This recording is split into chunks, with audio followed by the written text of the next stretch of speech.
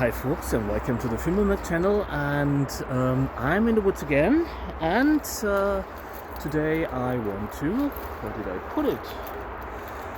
Want to talk to you about a knife I really treasure, not because it were so special, because a lot of you guys know the like, and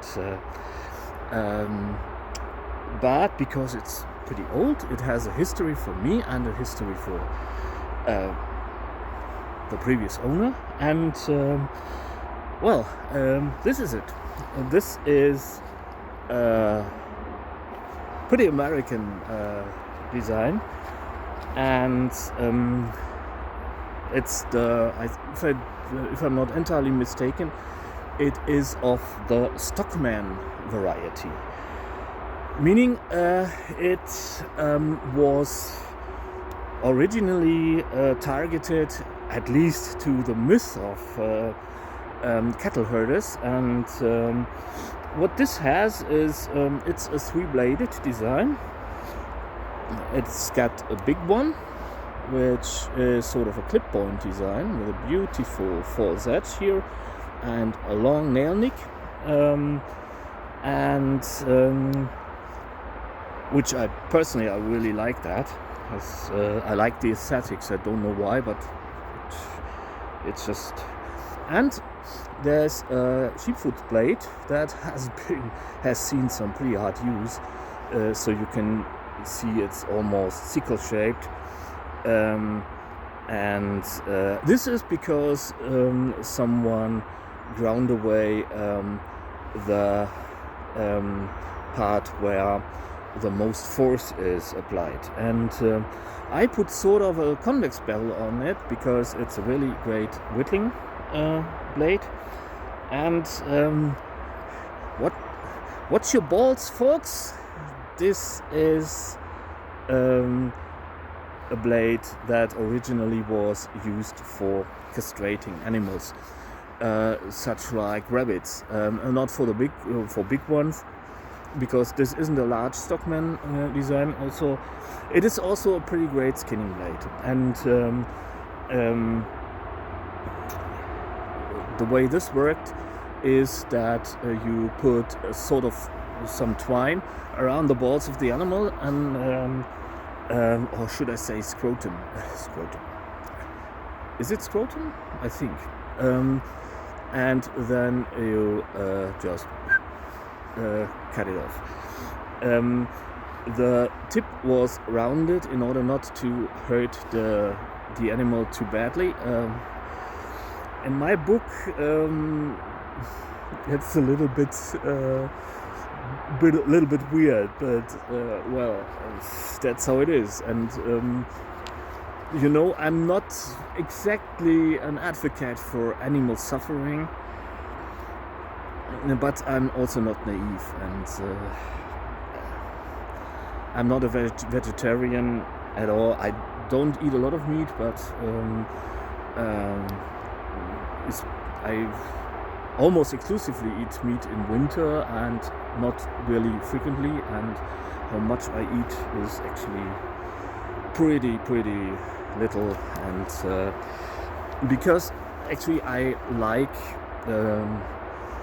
plant-based alternatives. I do like them, and not the ones you can get at a grocery store, but I like to be creative, and this is something that really floats my boat. Being able to be creative around food, and this is a really nice way to be creative. Not trying to copy meat products. I like meat products, and I don't want to change that at all. But that's how it is. Just a little bit of consciousness is all. And also, I can't afford meat. That's also something. And maybe that was intended that way, that the poor can't afford meat. and since there will be most people will be poor in the future, that's also a way to solve climate change. It's the asshole way, but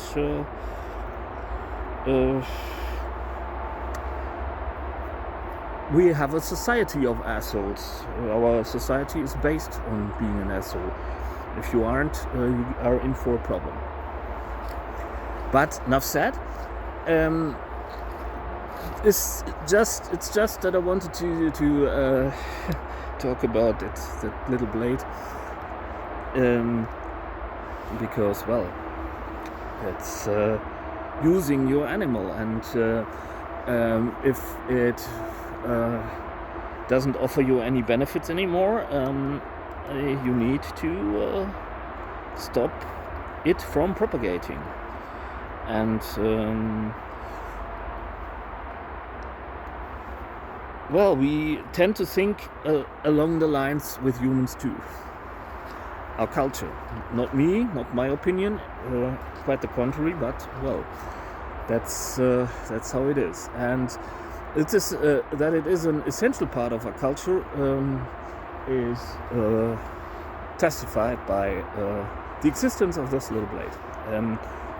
Not that it were not a really great addition, not just for that purpose, but also for whittling, because it's a pretty precise blade if you want more of a curved outline. And actually, the knife got it's got beautiful bone scales that have aged a little bit to sort of black, but you can tell originally they were ruby red, and really love that. The bolsters are nickel silver, and the liners, pretty thin by the way, are brass. I assume that the steel is CV or something like that, which might translate to 80 CR V2, and because that steel has been around for ages now, and well,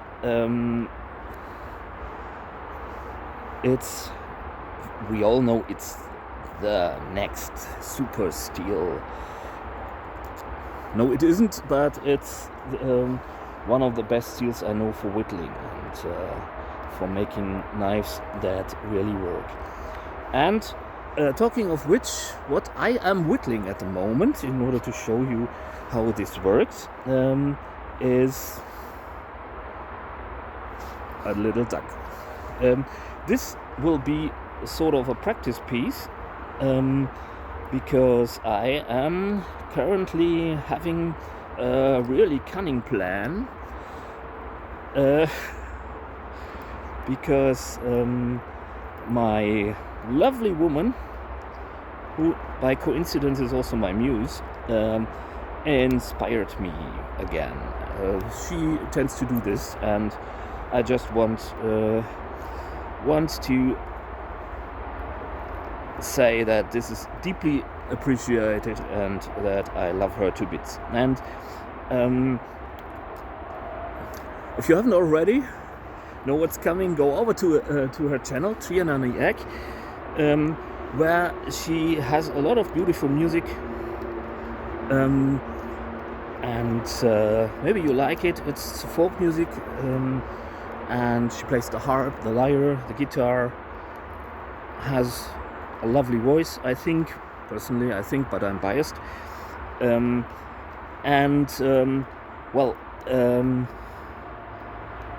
if you appreciate her music, you can also buy her a coffee,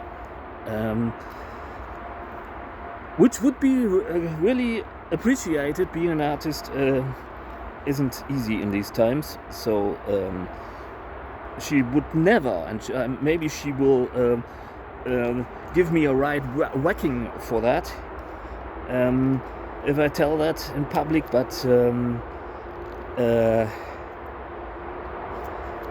I'll do it anyway, because I think I do that for other artists myself, and I do that for other artists too, and I don't get the point why I should stop it around my own loved ones. And so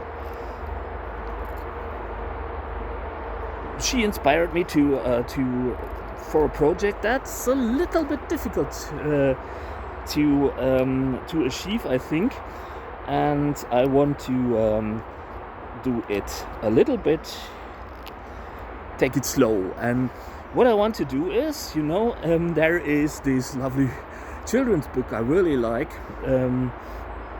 which is written by Janos, and there is a really silent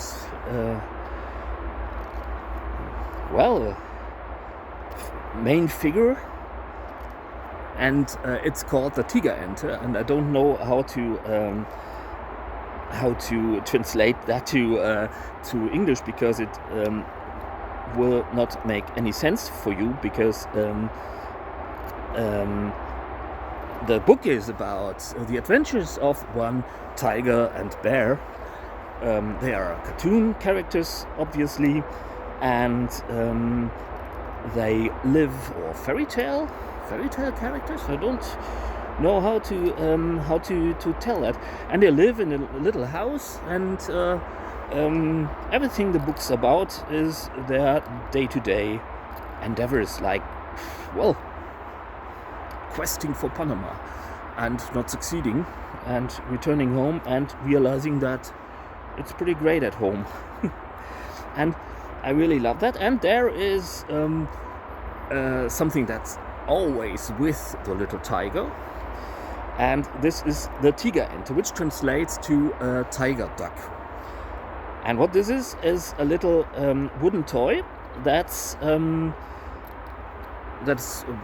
wheels, and it's sort of a comfort animal, because this is a book I really like, because all's not grand in Wonderland, and this is something that I really find great, because this book is capable of giving resilience to children, and given that times are like they are,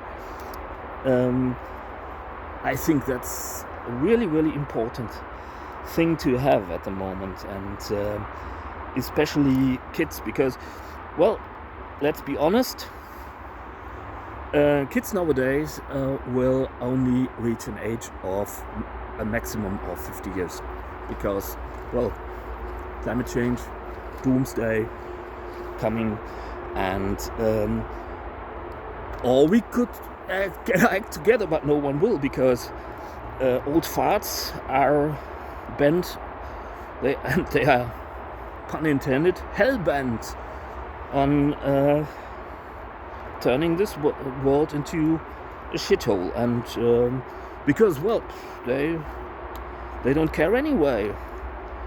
And I think that the logic behind that is just, if I have to die, no one else deserves to live, because they are all narcissists, and that's not their fault, because we elected them. And as I said, our society is pretty adult in the brain. There are alternatives, but we do everything we can to ruin everything for everyone. Like indigenous people, I hear that indigenous people get targeted again, which I never in my wildest dreams could have imagined it would happen again. And I'm saying that as a German, and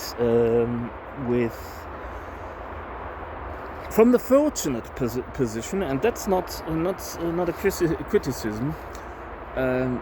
that my family was not too compliant with the Nazi regime. This is something that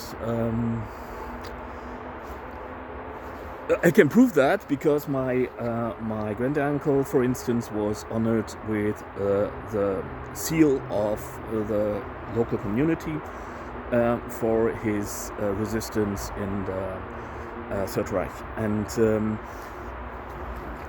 I would never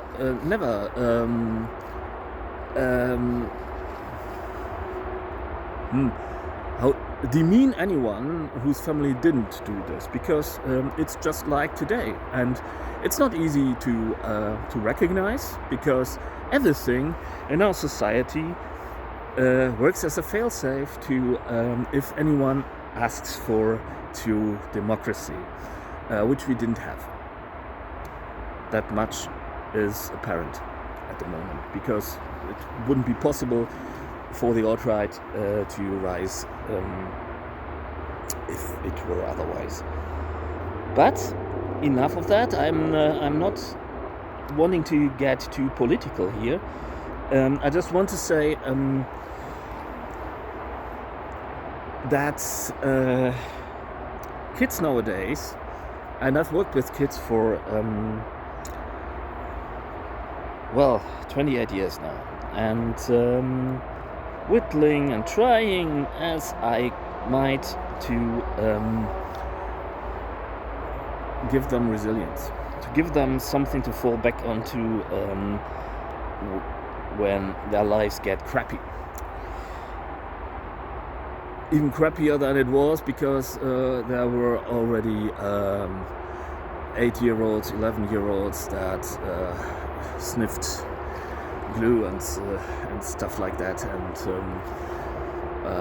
were and back then, 2004, they needed to beg for the food, and it's the thing is that's how our society works, and it's not anything anyone should be proud of.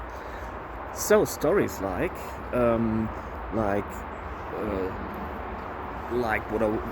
these Janos stories from about tiger and bear and the tiger duck are something that is pretty much of a survival strategy. It's and that's something a lot of people don't say on the webs, because that's not cool, that's not manly, and that's not that. Well, sometimes you just need to have a little whimsy. That's nothing really popular with a survival crowd, or at least I get the impression that not a lot of people talk about this, because it's not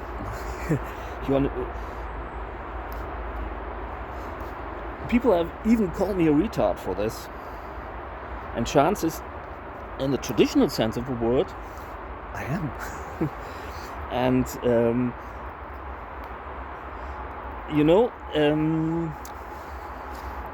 getting there, you see.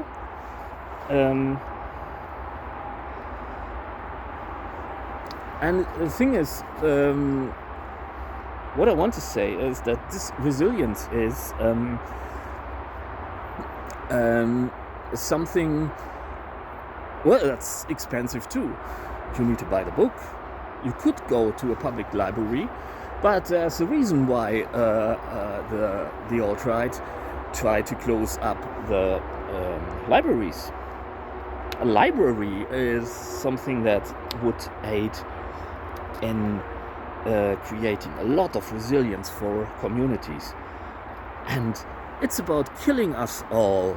It's not about resilience, it's about killing us off, because we started to get notions like demanding economical democracy, or in the US, maybe even a union. And the thing is,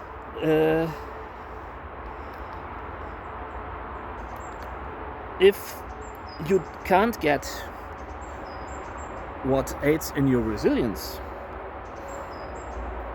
create your own. Not in a violent way, and this is what I want to say. And peace is a mindset. It's not a form of societal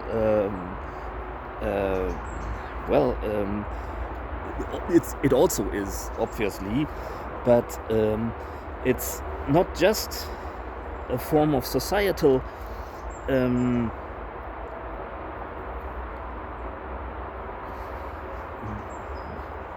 way of being, but it's a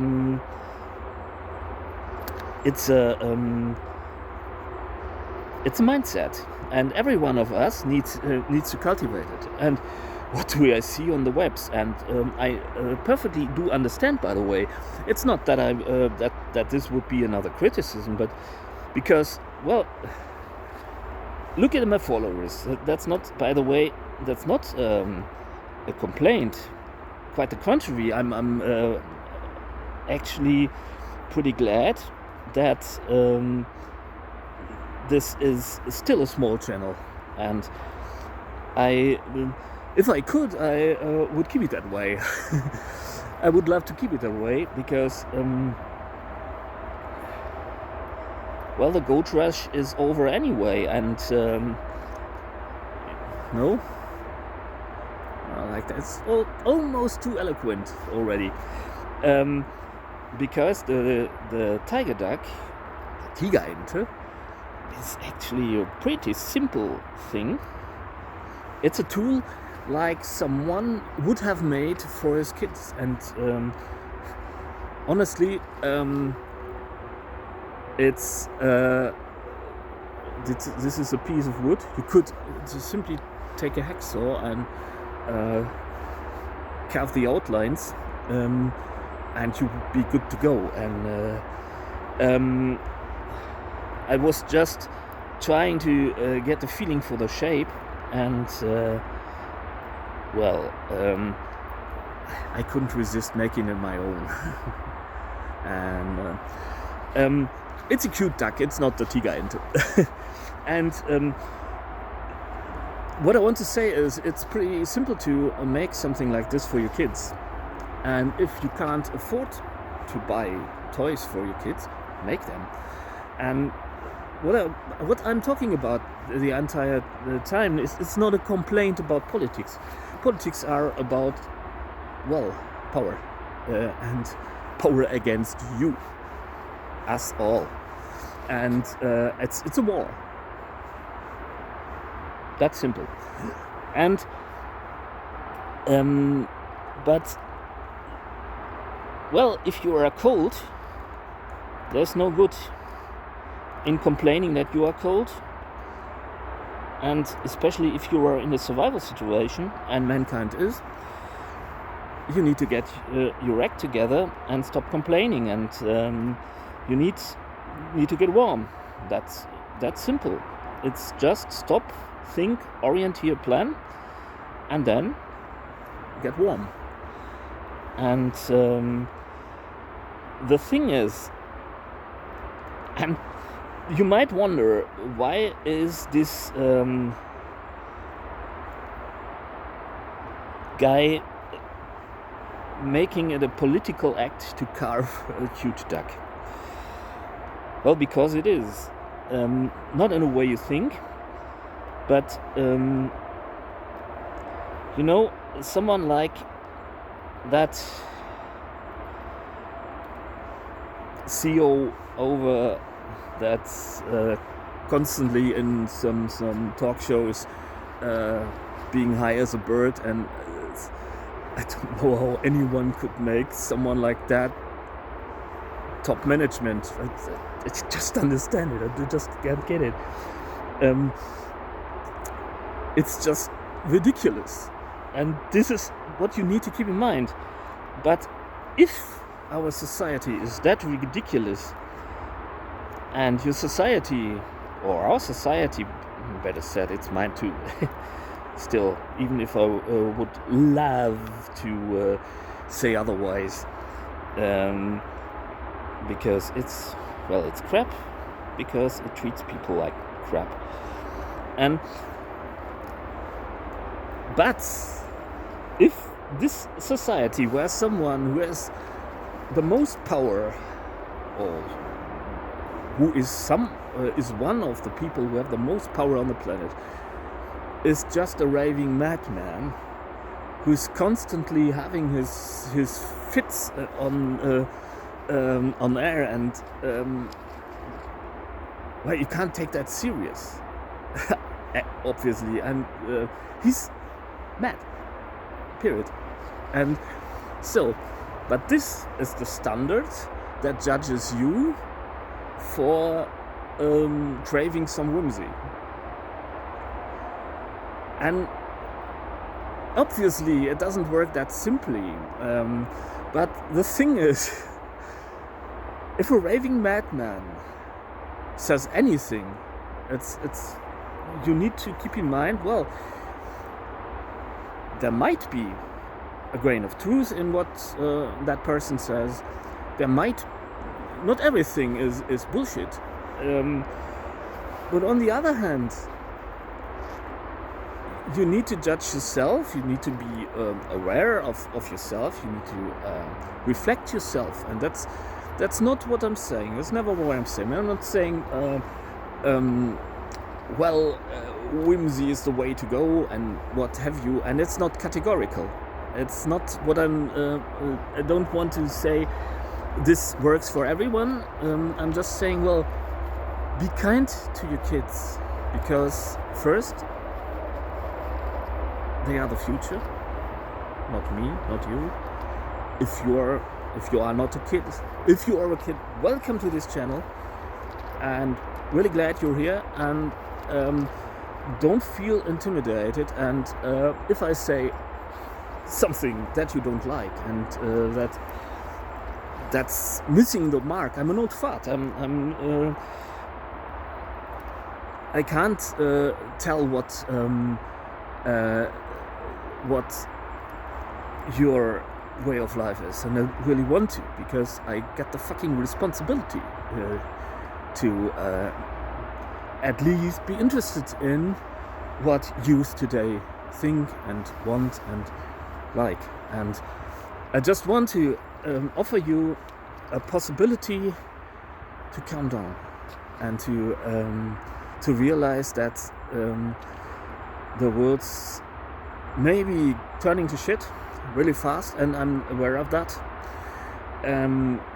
But there's always hope, and there's always hope in pretty simple things. And it's not rocket science what I'm doing here. It's just something. If you crave some whimsical duck, or what have you, carve yourself one or try it. Doesn't need to be the best thing there is. Doesn't need to be perfect. Don't fall for the scams on the internet that everyone needs to be the craftsman, or the. Don't try to be better than anyone. That try to be better than you were yesterday. And this is something that a master of mine said to me once, and craftsmaster, and this was a really valuable thing to learn. And on the other hand, I'm doing this wise guy stuff again, and I'm still a guy who doesn't get his life together, actually. And there's a certain possibility that I will get homeless next year, or this year, or what have you, because I failed to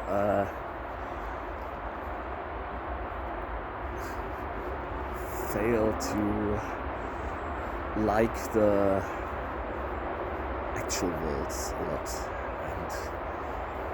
And I think that's called an adaptation disorder that I've got. I have my problems adapting to this world, and not being the most neurotypical guy there is. Well, that's not maybe not a great idea to state it in public in these crappy times. But obviously, actually, I'm just fed up with all that fear mongering and war mongering and stuff. When I'm out here in the woods. It's pretty warm. It's not normal for January, but I'm here in a jacket and a t-shirt, so that's not something that I should like, but I do like. I love me some warmth because no heating and no electricity, which isn't too bad, by the way. I reverted to my Swiss Army knife for the sole reason that it has this awl, and if the Stockman would have an awl, I would really like it, because the grind and the shape of the main blade is really great for slip. And if you are working on delicate stuff like this, please be careful, because don't apply a lot of force, and you always have the impetus of just doing this. Don't do this. Turn it over in order for your piece, your hole to get round. And actually, the thing is, a Stockman is pretty expensive, and a Swiss Army knife isn't. And a Swiss Army knife is still a pretty great thing for a project like this. And so if you're in one for funds, get yourself a Swiss Army knife. This is the Huntsman, but you'd be fine with some sort of a hiker or a camper, and which is 30 euros, I think, or 40 euros, and so you'd be great to go for a lot of projects. And so I will work on this project further on, putting that away again, and to put it, too many pockets, too many knives. The thing is with this Stockman, I got it on a flea market for 3 euros, and I think it might even be 100 years old, or maybe 70 years old. I think it's from the 50s, where there was a reason for people in Germany to pretty much like everything about American culture, or what they believed was American culture. And there was a reason for it, and you know what reason I'm talking about. And it really sucks that maybe we will have to liberate America now from the Nazis. That, by the way, came over from Germany. Drives me mad that this dipshit got German ancestors. Not that I would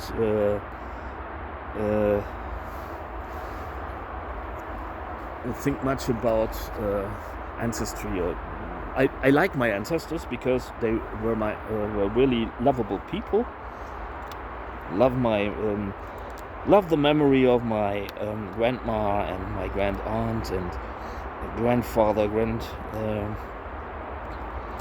as you do, and the memory of my great grandfather, and I think they were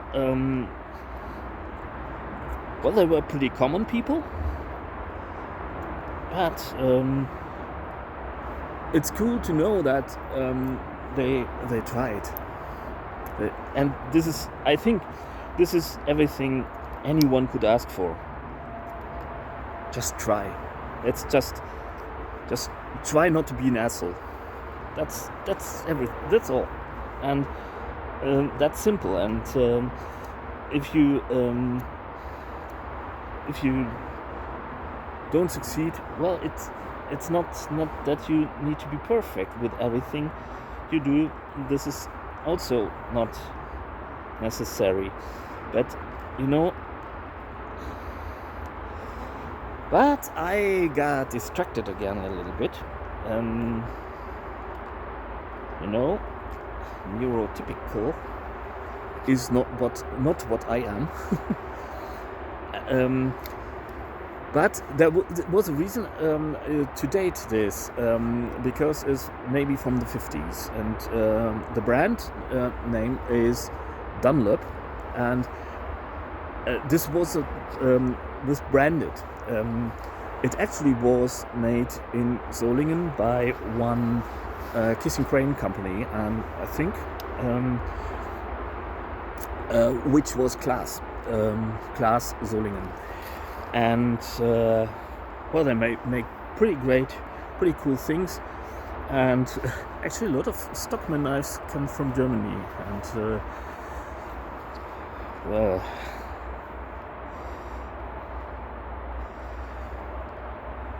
so this is my little duck I made. It was made from birchwood, by the way.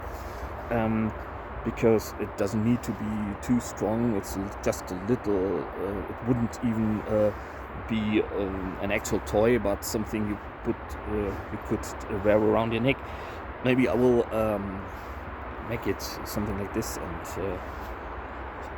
so, what I want to say is, this is a knife that's a pretty good news. And given, well, you know what's coming, that's incoming another rant about bushcraft and survival and what have you. No, not. I will keep that brief. And thing is, this is the knife, or a kind of knife, that Nesmuk in his book Woodcraft and Camping advocated for in the Nesmuk trio. His was a little bit more sturdy, and he, I think the quote is that he said, for all, it's suited for all works around the camp. And actually, I think he used his big knife, the Nesmuk, only for skinning and hunting and butchering game. And the thing is, this is something I have experience with Nesmuk designs too, because, well, they are not too great for carving, because they are pretty great for carving 10 pegs or what have you. But if you need a more precise tip, this is the way to go. With the traditional Nesmuk variety. And and we tend to carry these brutish big pry bars on our belts, and I'm not excluding myself. I also carry a pretty brutish knife at the mall. For me, at least. Upcoming video, by the way, about the Manly Crafter. I really love those names because they are hilarious. It's just hilarious because, well, the brand name always makes me laugh. Because it screams toxic masculinity at the top of its lungs. It's just something someone calls their knives manly. Maybe it's a family name. I don't know. I don't want to be too bad to the guys that make these knives, but it's something. Well, and this is something I want to say. It's, well, carving this one with that would be pretty difficult, because the tip is, well, it's not too rounded, but and this is a pretty great knife for foot prep and also carving tasks like carving tent pegs. But carving a tent peg is something you could do in 10 seconds. And or making some implements for pot hangers or something. This would be well enough, but on the other hand, this would carve a tent peg in no time as well. If you have an axe on you and this, and well, this is what I think what Nesbook meant about this is sufficient for a lot of tasks around the camp, because it is. And so the thing is not that I want to criticize all that toxic masculinity. It exists, and I understand how it comes to be, because, well, in our society, everything wants to keep you down, and that's a way of control, because if you get notions, then the hierarchy doesn't work anymore. So I understand that it's not even exclusively a bad thing, but it's something that actually is necessary to for not having the shit hit the fan. And but there is a measure that if you get over that, the problem is that you you have a lower self-esteem, and if you get a low self-esteem and you try to compensate that, and I'm not a stranger to that myself, it's not a criticism, as I said,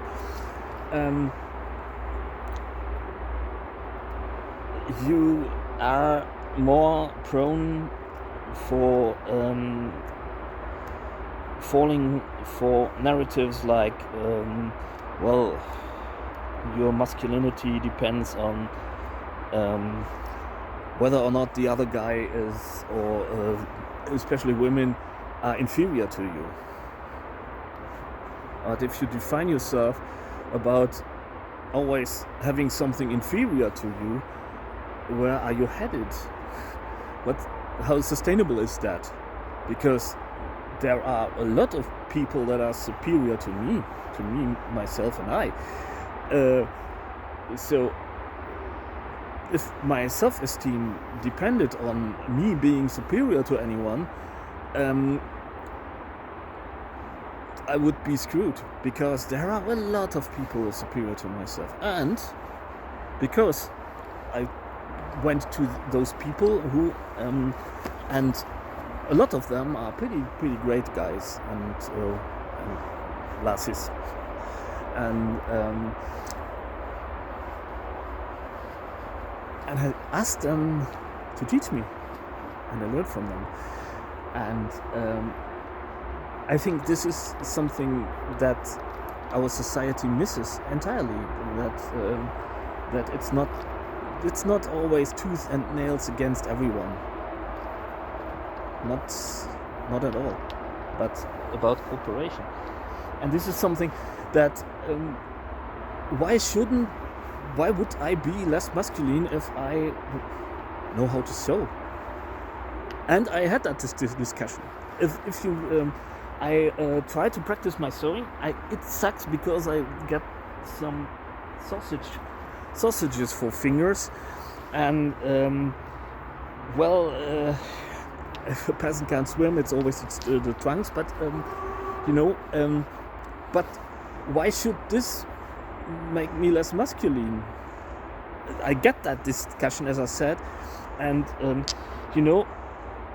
knowing stuff doesn't make you less masculine. Quite the contrary. Or why should I break my back when working when you can also use a little bit of technique instead? Or why should I force my way through the wall if there's a door that's open beside that? So that's just silly. That's not masculine. And thing is, I understand that someone develops some toxic masculinity and tries to compensate with a huge knife or a manly. There's also one I also own, which is pretty decent, by the way. That's called a manly patriot. Every time I think about that, that's just it, because it hits to the core of the problems we have. What I want to say is, it's not that you should choose your knife for the looks or for the image. I do that myself, don't get me wrong. That's not, as I said, not a criticism. It's just how it works, I think. Maybe I'm wrong, and I will always discuss that. That's not what I want to say. But if you, and I did that myself. I bought myself a cold steel SRK because I thought that was a great idea, because Navy SEALs and all that stuff. And it's crap for me. It's not crap as a product, but it is crap for me, because what I do is something like this. And if you want to do this with a cold steel SRK, it's more difficult, and that's all. And if you enjoy making stuff like this, don't get yourself a cold steel SRK, and that's simple. It is. If you are a Navy SEAL and you need to sneak up on sentinels and pry open ammo bars, ammo boxes and all the time, well, get yourself an SRK. That's not what I'm saying. It's not. Or if you are into brutish survival and don't want to bring anything but a knife, then fire away. Get yourself such a knife. That's not what I'm saying. But I'm an old fart. Every day of my life is survival, and if I want to eat, I need to forage for bottles and stuff. And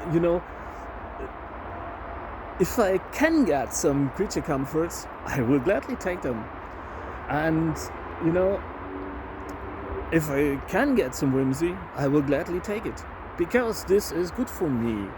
This is what keeps me going. This is what keeps me alive. And this is one of the reasons I don't like to say survival. Because survival is crap, and I know how it feels. It feels like shit. It's not great. And as I said, that's also not a complaint or something. It's just to. I really want to emphasize, folks, life is a pretty great thing. It's cool. It's cool to be alive. It's really great. Look at that. There's the forest over here, and that's pretty cool to be here and to be able to create something with your hands. And if you don't know already, there's no harm done. You don't need to be better than anyone. You need to be better than you were yesterday. And you can learn this. You can just try and fire away. It's not the best jack there is. It's not the ultimate Tiger into thingy. And it doesn't need to be, because it does me good to be here and to carve something and to make something with my hands. And This is what I want to say. And for that, choose a knife for the job. And it doesn't need to be expensive. As I said, I paid €3 for the knife, and this is also another. It doesn't look too offensive. It's just a regular traditional pocket knife, and it's also full of stories, and I do love that. And remember the Mark Twain novel Huck Finn and Tom Sawyer and Huckleberry Finn. And these boys, they did some pretty daft shit, and what they had was a Barlow knife, even smaller one like that, and they made a lot of stuff with that.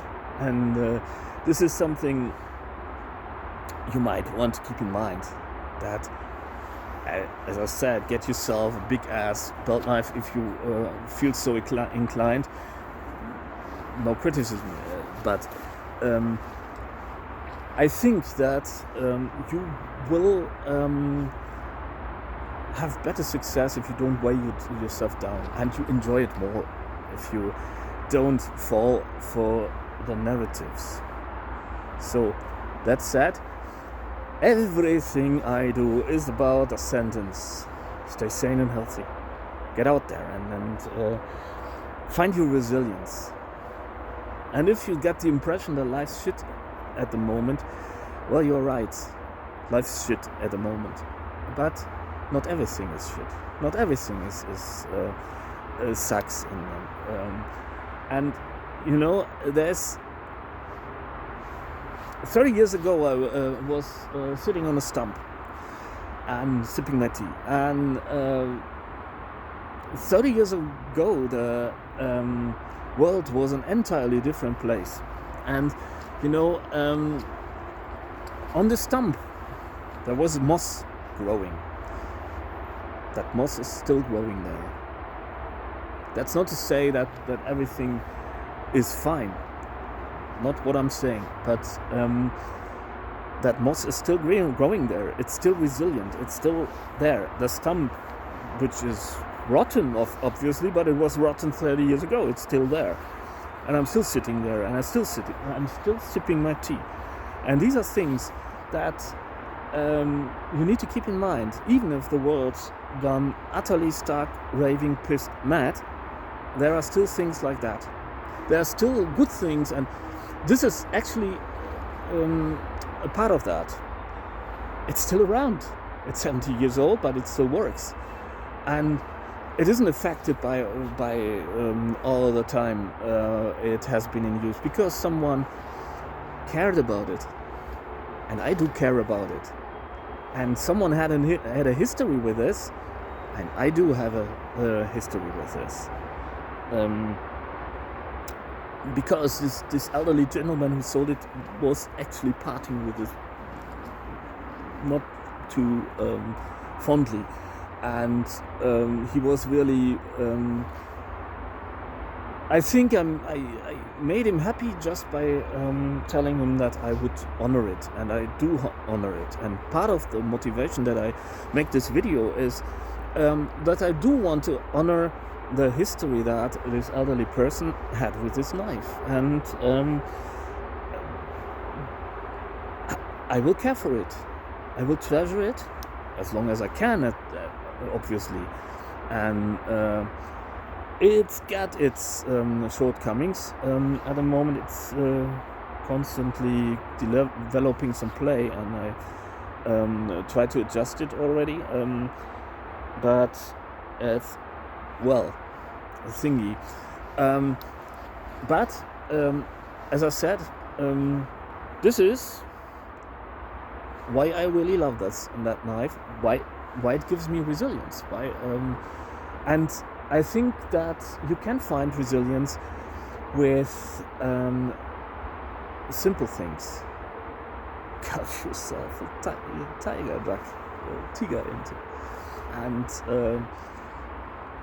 get yourself some whimsy. is what I want to say.